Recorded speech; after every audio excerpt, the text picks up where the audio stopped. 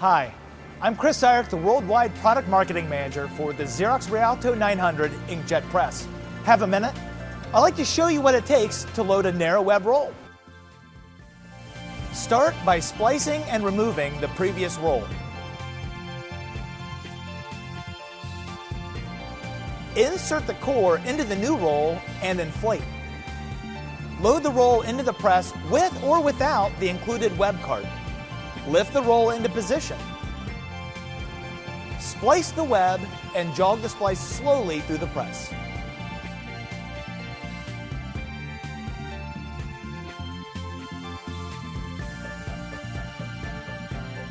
And that's how you load a narrow web roll on the Xerox Rialto 900 Inkjet Press. It takes roughly about 5 to 10 minutes to do, but simple enough to show you in just a minute.